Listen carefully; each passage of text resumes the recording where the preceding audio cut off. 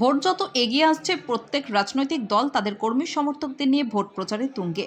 তৃণমূল কংগ্রেসের পক্ষ থেকে মন্তেশ্বর বিধানসভার ভোট প্রচার সমান তালে তাল দিচ্ছে। সেই লক্ষ্যে তৃণমূল কংগ্রেসের পক্ষ থেকে কর্মী সম্মেলন করলেন মন্তেশ্বর বিধানসভার প্রার্থী সিদ্দিকুল্লাহ চৌধুরী মন্তেশ্বরে একটি লজে। গতকাল প্রার্থী সিদ্দিকুল্লাহ চৌধুরী মনোনয়নপত্র দাখিল করার পর আজ মহিলা তৃণমূল কংগ্রেসের কর্মী ও পুরুষ কর্মীদের আলাদা আলাদাভাবে কর্মী সম্মেলন করলেন। এই কর্মী সম্মেলনে মহিলা কর্মী ও পুরুষ কর্মীদের ভিড় ছিল চোখে পড়ার মতো। কমল বরার রিপোর্ট, MBS নিউজ। মন্তেশ্বর ব্লকের যে 10টি অঞ্চল, সেই 10টি অঞ্চলের আমাদের মহিলাদের নিয়ে একটি কর্মী সম্মেলনের আয়োজন করা হয়েছিল এবং আমাদের প্রতি অঞ্চল থেকে 15 জন করে মহিলাদের নিয়ে আজকে একটা অঞ্চল ভিত্তিক কমিটি এবং ব্লক ভিত্তিক একটি কমিটি তৈরি করা হলো, নির্বাচনী কমিটি, যারা বুথে বুথে বাড়ি বাড়ি প্রচার করবে। এখানে উপস্থিত ছিলেন আমাদের রাজ্যের মাননীয় মন্ত্রী এবং আমাদের প্রার্থী জনাব সিদ্দিকুল্লাহ চৌধুরী সাহেব এবং তার সঙ্গে সঙ্গে আমাদের সহযোগী সংস্থা আইপ্যাক থেকে তৃণমূল প্রতিনিধি এখানে এসেছে। ভোটে আমরা 100% আশাবাদী। মন্তেশ্বরের মাটি তৃণমূল কংগ্রেস শক্ত ঘাঁটি। আমি এটা বারবার বলি, মন্তেশ্বরের মাটি তৃণমূল ছাড়া অন্য কিচ্ছু নয়। যে যা বলুক, ভোটে থাকবে, প্রচার করবে, সব করবে, কিন্তু ভোট তৃণমূল কংগ্রেসের, ভোট মমতা ব্যানার্জির, ভোট অভিষেক ব্যানার্জি। মহিলাদের কর্মী সভা করলাম বেলা 11:30 থেকে নিয়ে 12টা 1 ঘন্টা পর্যন্ত।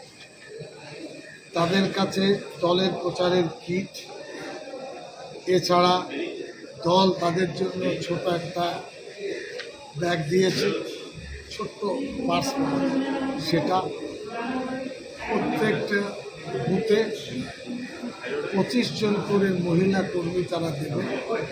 আজকে 10 জন করে এসেছে।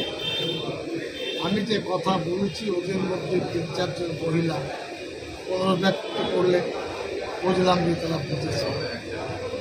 12:15 থেকে নিয়ে 12:40 হলো।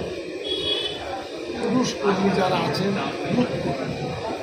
প্রত্যেকটা বুথে 50 জন বুথ কর্মী চাচ্ছে, প্রায় 200 উপর হবে।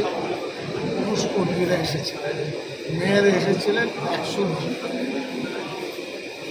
আনুষ্ঠানিকভাবে প্রার্থিত্ব পাওয়ার পর এই পর্বে কর্মীদের নিয়ে এত বড় আলোচনা আমরা করব। মানুষের আশা বিশ্বাস মমতা ব্যানার্জি জিতবেন। সাহেব আপনাকেও ভালো কিছু কিছু কথা বলছিলেন, যেহেতু প্রান্তিক গ্রামের মায়েরা যে আমাদেরকে ভয় দেখাচ্ছে। আমি বলেছি দলের ভোট ব্যক্তির ভোট, দল বড় ব্যক্তি ছোট। যারা বলতেন তাদের বোঝান, কেউ অসুস্থ হলে আপনারা কেন অসুস্থ, আর দল ফয়সালা করবে ভবিষ্যতে। বিজেপি মূলত আমাদের বিজেপির টাকা দিয়ে ভোট কেনার চেষ্টা করে, লিডার কেনার চেষ্টা করে। বিজেপি কয়েক ভাগে বিভক্ত। বিজেপির তো ভবিষ্যৎ ভোটগুলো নদীতে জল নেই, এখন কাদায় পুঁতে দিতে। পঞ্চায়েত নেই, সমিতি নেই, জেলা পরিষদ নেই, এমপি নেই, বিধায়ক নেই, সরকার নেই। তো ভোটটা কেন নষ্ট করবে? আপনারাও তো সরকারের 105টি প্রকল্পের মধ্যে প্রত্যেক বাড়িতে উপভোক্তা আছে, 10টি 12টা করে। ভোটটা আমাদের করতে দিন। আর ভিন জেলা থেকে কিছু উড়ন্ত পাখি এসেছে, তারা ডানা মেলার চেষ্টা করছে। তাদের অতীত নেই, বর্তমানও নেই, ভবিষ্যৎ।